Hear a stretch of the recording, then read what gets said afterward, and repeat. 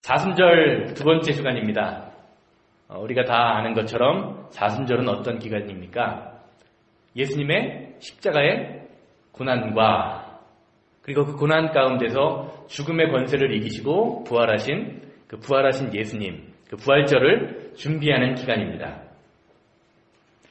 인간의 모습을 입고 이 땅에 오신 예수님이 십자가에 달려 돌아가시기 전에 겪었던 그 수많았던 고난과 갈등과 고통을 기억하자. 그리고 그 예수님의 고난에 동참하면서 좀 더 나은 그리스도인의 삶을 살자. 예수 그리스도를 닮아가자라는 의미를 두고 하나님을 더 섬기고 하나님 앞에 무릎 꿇는 기간이죠. 그래서 성도로서 우리가 사순절 기간을 의미 있게 보낼수록, 의미 있게 지낼수록 어떻습니까? 부활절, 6주 후, 5주, 6주 후에 있을 부활절이 더 큰 의미로 우리에게 다가오게 됩니다. 반대로 사순절이 뭐 별거 있어 그냥 매년 있는 행사지 라는 생각을 가지고 별 의미를 두지 않고 그냥 대충 지나면 어떻습니까? 부활절도 그냥 우리가 매년 지나는 행사에 그치고 마는 것입니다. 지난주를 시작으로 앞으로 남은 부활절까지 5주 동안 우리 모두 우리 마음을 바라보면서 내 내면을 바라보면서 솔직한 자기 성찰과 진정한 회개를 통해서 예수님과 함께 죽고 그 죽음으로 말미암아 예수님과 함께 부활하시는 그 부활절을 온전히 준비하시는 여러분들 되시기를 주님의 이름으로 소망합니다. 지난주에 저희가 살펴봤죠. 하나님께서는 우리를 어떻게 하고 계신다고 제가 말씀드렸습니까? 저와 여러분들의 한 사람 한 사람의 이름을 기억하시고 또 손바닥에 새기셨다라고 증거합니다. 또 이 땅에 오신 예수님께서는 우리를 위하여 모욕과 고통을 받으시고 끝내는 십자가 위에 달려 돌아가심으로 저와 여러분들에게 예수님의 그 고귀한 생명을 주셨죠. 그리고 그 부서진 뼈자국과 핏자국 속에 저와 여러분들의 이름을 새기셨다라고 하는 것을 살펴보았습니다. 믿으십니까? 이게 믿어지는 것이 믿음이지요. 자, 그렇다면 우리는 하나님의 자녀로서 우리를 위해서 목숨, 생명 이러한 것을 아낌없이 주신 예수님께 과연 무엇을 드릴 수 있을까요? 무엇을 드려야만 할까요? 하나님께서는 저와 여러분들에게 과연 무엇을 받기를 원하실까요? 오늘 본문 말씀을 보면서 저는 이 질문에 대해서 답해보고자 합니다. 말씀 들으시는 가운데 하나님의 은혜와 능력을 경험하시는 시간 되기를 주님의 이름으로 소망합니다. 오늘 본문 말씀을 보면 예수님께서 어느 날 70명을 따로 세우시고 그들을 각 동네와 각 지역으로 보내셨다, 파송하셨다라고 증거하지요. 10장 1절 말씀 한번 보시길 바랍니다. 그 후에 주께서 따로 70인을 세우사 친히 가시려는 동네와 각 지역으로 둘씩 앞서 보내시며. 오늘 본문 말씀에서 나오는 70명의 사람을 각 마을에 보내시는 장면은요, 예수님의 그 3년 사역 가운데 아주 특별한 장면입니다. 일반적으로 우리가 알고 있는 예수님의 제자는 몇 명이죠? 12명이죠. 12명인데 성경을 보면요, 예수님을 따라다녔던 사람이 몇 명이라고 나오냐면요, 어떤 부분에서는 70명, 오늘 본문에서 나오는 부분에서는 70명이라고 이야기할 때도 있고 500명의 무리라고 이야기할 때도 있습니다. 그 70명, 500명의 무리 가운데 12명을 선별해서 뽑으신 거죠. 그런데 이 70명을 바라보시면서 예수님은요, 자기가 먼저 가려는 동네와 마을에 본인이 직접 가시기 전에 둘씩 먼저 선발대를 보냈다라고 이야기하는 거예요. 이 70명의 그룹이 누구인지는 나타나 있지 않지만 예수님이 먼저 가시고자 하는 그 동네의 사역의 기초를 닦았다라고 보시면 됩니다. 그리고 이 20절 이후의 말씀을 보면요, 70명의 그룹, 처음에는 70명, 1절 말씀을 보면 주께서 따로 70인을 세우사라고 말하고 있잖아요. 근데 10장 20절 이후의 말씀으로 넘어가면 예수님께서는 이들을 제자라고 부르는 것을 볼 수가 있습니다. 과연 성경에서 왜 성경은 이 70인의 제자들, 70명에서 제자들로 바꾸어 부를까요? 그리고 예수님이 그들에게 원했던 삶은 어떤 삶이었을까요? 먼저 오늘 말씀을 살펴보기 전에 70명에서 제자라고 변했다고 제가 말씀을 드렸는데요. 제자라는 단어의 의미에 대해서 먼저 살펴보기를 원합니다. 성경에서 말하는 제자라는 단어의 헬라어는요, 마데테스라는 단어예요. 마데테스. 이 단어는 배우다, 이해하다, 사용과 실행을 통해서 배우다, 습관이 되다라는 뜻을 가진 만단어에서 파생된 단어입니다. 그래서 의미는 어떤 의미를 가지고 있냐면요, 배우는 사람, 학생, 제자의 의미를 갖고 있어요. 단어의 의미 가운데 살펴보면 제자라는 어떤 의미를 갖고 있느냐, 직접 스승에게서 배운 것이 삶으로 이해되어서 그것이 무엇이 된 사람? 습관이 되어버린 사람. 배운 것이 습관이 되어버린 사람이 바로 제자라는 거예요. 쉽게 말하면 예수님의 제자라 함은 우리가 하나님의 말씀을 배운 것, 설교 말씀을 들은 것, 성경 공부를 통해서 알게 된 것이 습관처럼 삶에 배어버린 사람이라는 말이죠. 사랑하는 여러분, 여러분은 어떠십니까? 여러분을 툭 치면 감사합니다, 사랑합니다 라는 하나님의 말씀, 그것이 삶의 습관이 되어버리셨습니까? 아니면 화를 내고 불평을 하고 불만을 내는 것이 습관이 되어버리셨습니까? 좋은 습관은 우리가 어떻게 만들 수 있습니까? 좋은 습관은요, 의지적인 반복을 통해서 이루어져요. 우리는 기본적으로 죄의 습성을 갖고 있기 때문에요, 어떤 상황 가운데 놓여졌을 때 감사보다는 뭘 더 많이 하게 되죠? 불평을 더 많이 하게 돼요. 그리고 문제의 앞에서는요, 기도보다는 걱정이 먼저 나오게 되는 것이 저와 여러분들이에요. 그렇기 때문에 하나님의 삶에서 하나님의 말씀을 힘써 지키고 애써 따르려는 의지적인 노력이 필요합니다. 노력함 없이 언젠간 내가 지금보다 나은 좀 베러 크리스찬이 될 거야, 좀 더 나은 크리스찬이 되겠지라는 막연한 기대는요, 믿음이 아닙니다. 소망이 아닙니다. 저와 여러분들에게요, 내일이 개런티되어 있는 사람은 아무도 없습니다. 지금 이 삶의 자리에서요, 말씀의 습관, 믿음의 습관을 만들려고 노력해야 합니다. 그것이 여러분들을 제자의 삶, 하나님의 말씀을 따르는 습관이 되는 삶으로 만들게 될 것입니다. 지금 여러분들이 생각하시기에 여러분들에게 필요한 말씀의 습관은 무엇입니까? 하나님께 온전히 드리는 11조를 훈련하는 것입니까? 사랑하고 용서하고 나누는 것입니까? 아니면 입술에서 불평과 불만을 제해버리고 감사의 삶을 드리는 것일까요? 각자 사람마다 조금씩 다 다를 것입니다.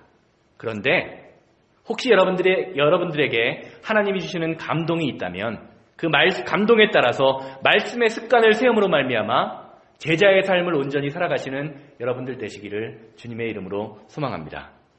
자, 그러면 말씀으로 돌아가서 제자라는 어떤 사람이다? 배운 것이 이해되어서 삶으로 실천되어 습관이 되는 사람이다 라고 이야기하시는데, 예수님이 70명에서 제자로 바꿔 부르시기 전에 그들에게 과연 원하셨던 제자의 삶은 어떤 것이었을까요? 그것은 맹수가 가득한 이 세상의 물결 속에서 양과 같이 순진하고 순결한 삶을 사는 것이었습니다. 3절 말씀 한번 보시기 바랍니다. 갈지어다 내가 너희를 보냄이 어린 양을 이리 가운데로 보냄과 같도다. 가라. 그리고 이렇게 얘기하시죠. 어린 양을 이리 가운데 보내는 것 같다. 내가 니를 보내는 것이 이런 것 같다라고 이야기해요. 사랑하는 여러분, 어린 양을 이리 가운데 보낸다. 한번 상상해 보시기 바랍니다. 좀 뭔가 이상하지 않습니까? 일반적인 상식적으로요, 양이 늑대 가운데로 가면 어떻게 되죠? 이리는 늑대잖아요. 어떻게 되죠?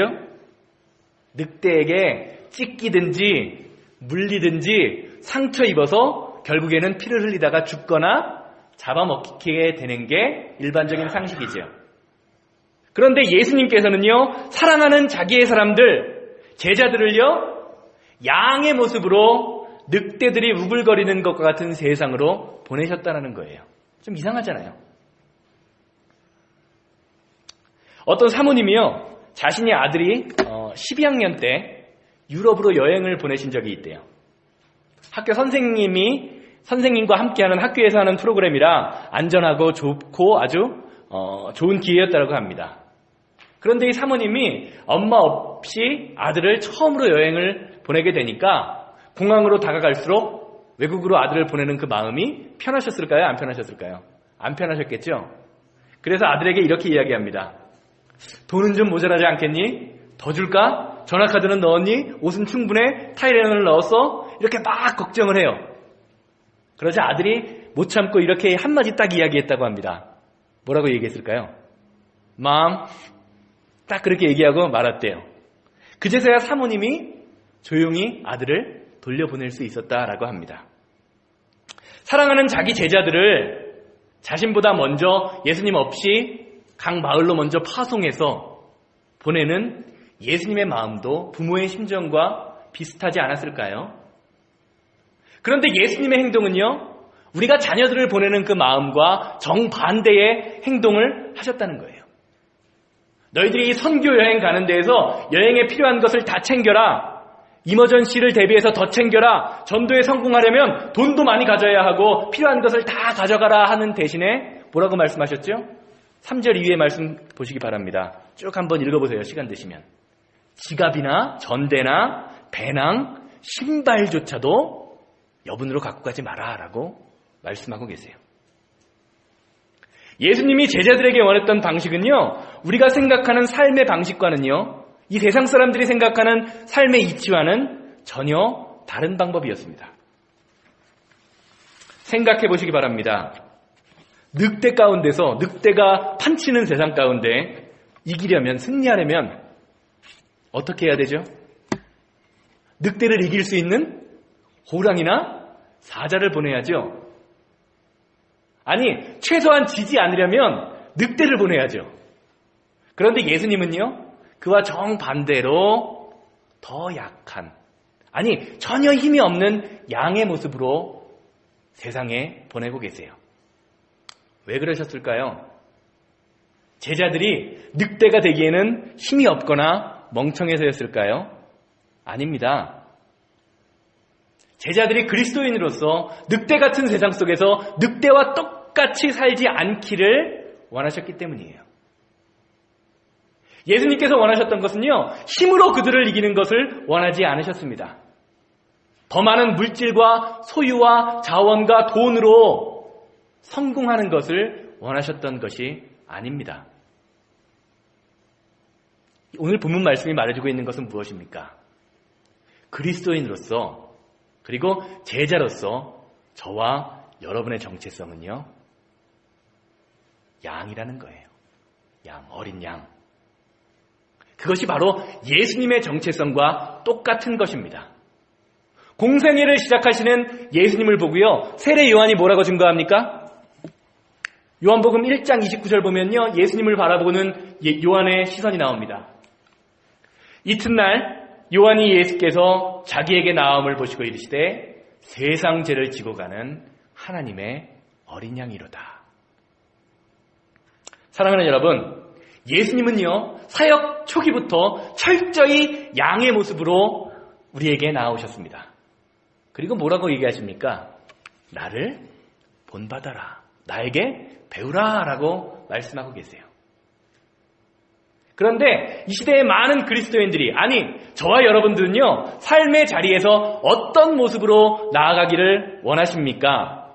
세상에 어떤 모습으로 보여지기를 원하시나요?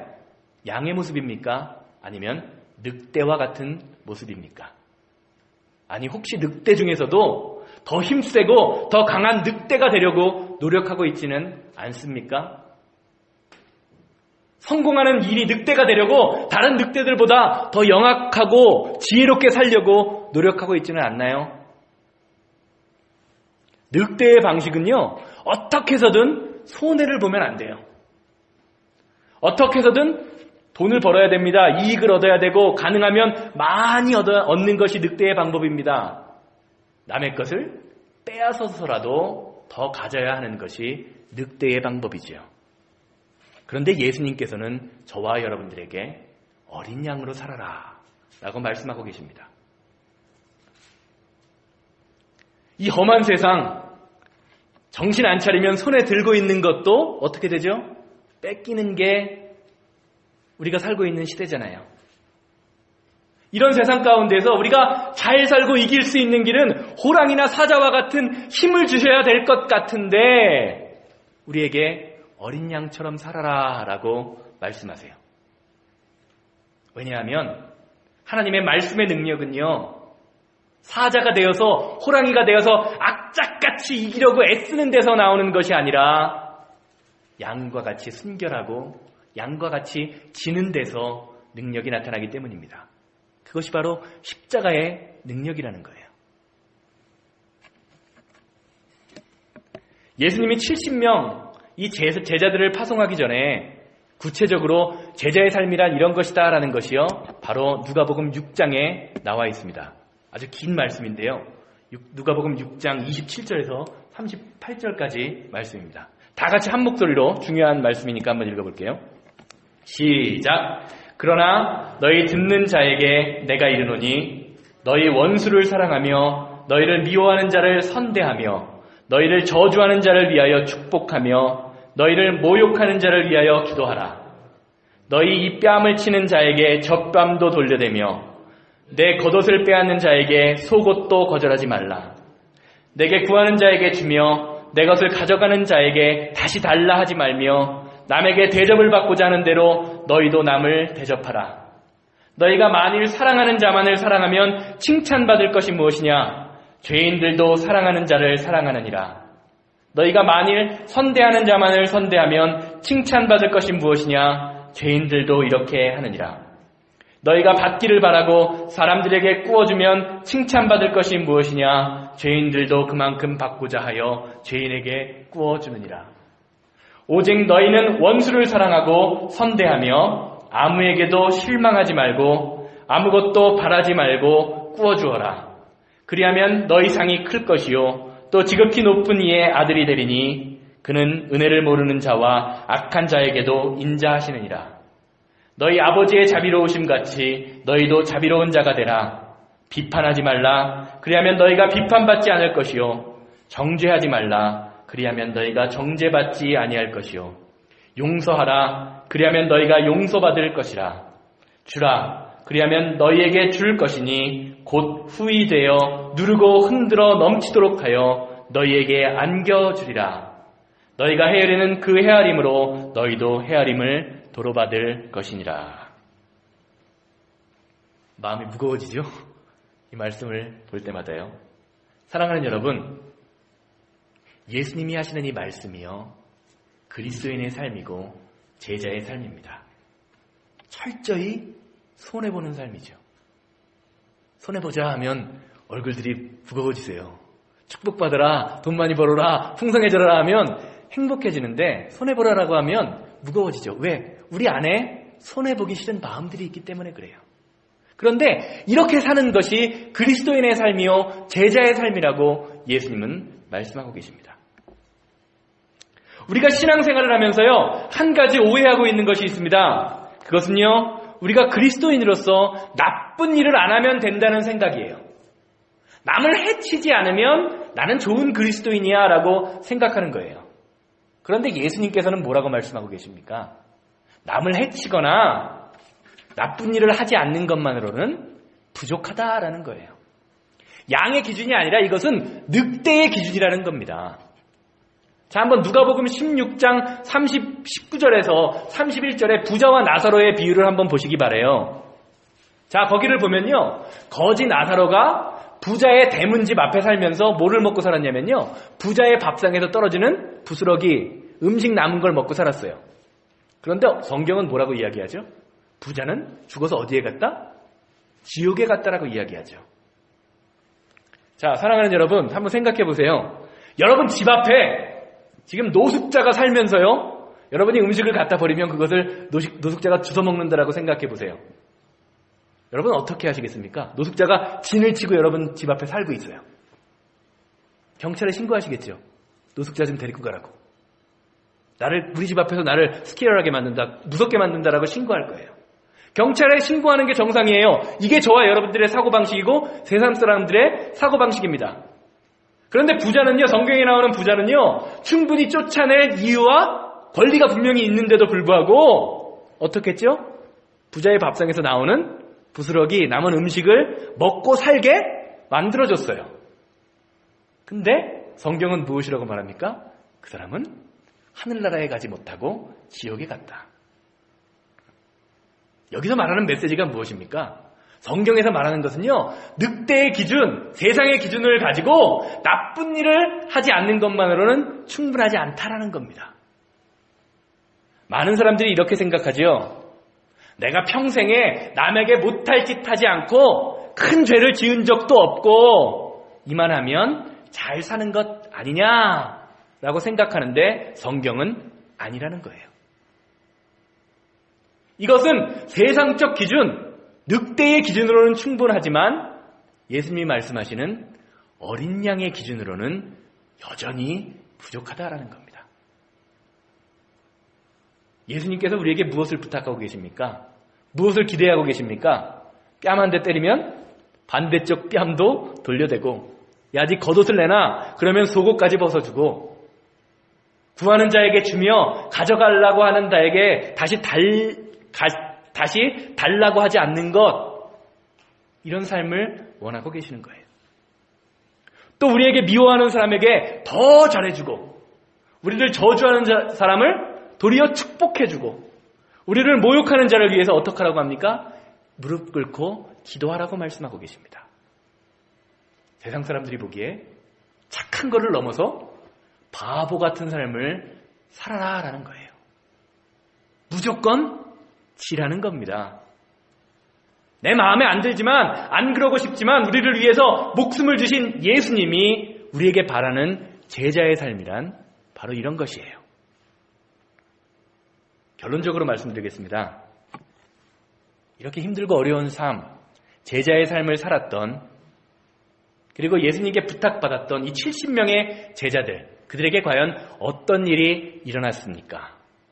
돈도 없고 신발도 없고 그냥 가는 곳마다 예수님이 말씀하신 건 회개하라, 천국이 가까이 왔다라는 그 천국만 선포하고 다녔어요. 그런데 성경은 그들이 기뻐하면서 돌아왔다라고 증거합니다. 이리 가운데 양의 모습으로 나갔던 양들이 도리어 승리했다라는 거예요. 17절에서 20절 말씀 보시기 바랍니다. 70인이 기뻐하며 돌아와 이르되 주여, 주의 이름이면 귀신들도 우리에게 항복하더이다. 예수께서 이르시되 사탄이 하늘로부터 번개같이 떨어지는 것을 내가 보았노라. 내가 너희에게 뱀과 전갈을 밟으며 원수의 모든 능력을 제어할 권능을 주었으니 너희를 해칠 자가 결코 없으리라. 그러나 귀신들이 너희에게 항복하는 것으로 기뻐하지 말고 너희의 이름이 하늘에 기록된 것으로 기뻐하라 하시느니라. 사랑하는 여러분, 그리스도인들은요, 늑대가 될 수 없어서 양이 되는 것이 아닙니다. 충분히 늑대가 될 수 있는 힘이 있지만 양으로 살아가는 것이 그리스도인의 삶입니다. 악착같이 이기려고 하고 악착같이 긁어모은다고 저와 여러분들의 삶에 능력이 나타나는 것이 아닙니다. 하나님의 능력은 늑대와 같은 모습을 통해 나타나는 것이 아니라 양의 모습으로 살아갈 때 나타남을 기억하시기 바랍니다. 양이 되고 싶으십니까? 늑대가 되고 싶으십니까? 양으로 사는 삶이란요, 이런 것이라고 고린도후서 6장 9절에서 10절은 이렇게 이야기합니다.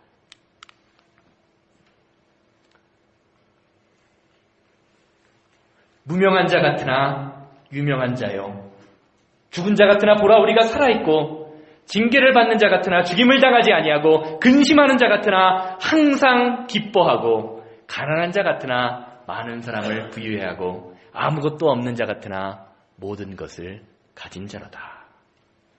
이 고린도전서 6장의 말씀이 저와 여러분들의 말씀 되기를 주님의 이름으로 소망합니다. 다시 한번 20절 말씀 한번 보세요. 제가 지난주에 말씀드렸죠. 대제사장에 있는 가슴에 보석에 새겼던 이름. 그리고 하나님의 손바닥, 이사야 말씀에서 말씀하시는 하나님의 손바닥에 새겼던 저와 여러분들의 이름. 예수님의 뼛속과 피 속에 새겼던 우리의 이름이 이제는 어디에 기록되어 있다라고 말씀하고 계십니까? 하늘나라에 기록되어 있다라고 예수님은 말씀하고 계세요. 그러면서 이렇게 얘기하시죠. 귀신들이 너희에게 항복하는 것에 기뻐하지 마라. 즉 눈에 보이는 승리, 우리가 축복으로 가졌다라고 생각하는 그것, 물질이나 명예, 권력 그러한 것을 보고 기뻐하지 말라는 것입니다. 그리고 다른 것을 기뻐하라고 하죠. 무엇을 기뻐하라고 하십니까? 하늘나라에 이름이 너희의 이름이 있는 것을 보고 기뻐하라라고 말씀하고 계십니다. 눈에 보이는 축복, 눈에 보이는 승리보다 더 중요한 것이 있다라는 겁니다.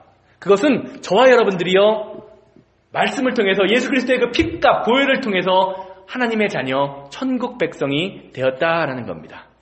20절 말씀 한번 보세요. 가만히 한번 보세요. 귀신들이 너희에게 항복하는 것으로 기뻐하지 말라. 이 말은 어떤 의미입니까? 귀신들이 항복하지 않더라도 괜찮다라는 거예요. 때때로 우리가 양의 모습으로요, 지는 것처럼 보여도 괜찮다라는 거예요. 우리가 더 기뻐해야 할 것이 무엇이라는 거예요? 여전히 천국 백성으로, 우리의 천국 백성으로 하나님 나라에 우리의 이름이 있다라는 것을 보고 기뻐하라는 겁니다. 사랑하는 여러분, 이제 무엇을 보면서 기뻐하실 작정이십니까? 늑대가 돼서 남들이 나를 좀 따르고 보시한 그 보스가 되는 그러한 것을 보고 기뻐하실 것입니까? 아니면 양의 모습으로 하나님이 주시는 축복과 승리를 보면서 기뻐하실 것입니까? 저희 교회도 제자 훈련을 하죠. 그런데 공부를 통해서 제자가 되면 얼마나 좋을까요? PhD 따면 좀 제자 더 높은 제자고 더 연구하면 제자가 되면 얼마나 좋을까요? 그런데 성경은요, 제자의 삶은 말씀이 습관이 된 사람이라고 말하고 있습니다. 이리의 삶의 기준을 넘어서요, 양의 기준, 양의 삶이 습관이 되어야 합니다. 사순절, 예수님의 고난을 묵상하는 기간, 양의 삶을 실천하는 사순절 되기를 주님의 이름으로 소망합니다. 양의 삶을 기뻐하고 양의 삶을 실천하면서 이것이 습관이 되시려고, 습관을 삼으려고 몸부림치시는 여러분들에게 주님의 은혜와 능력이 넘치게 될 것입니다.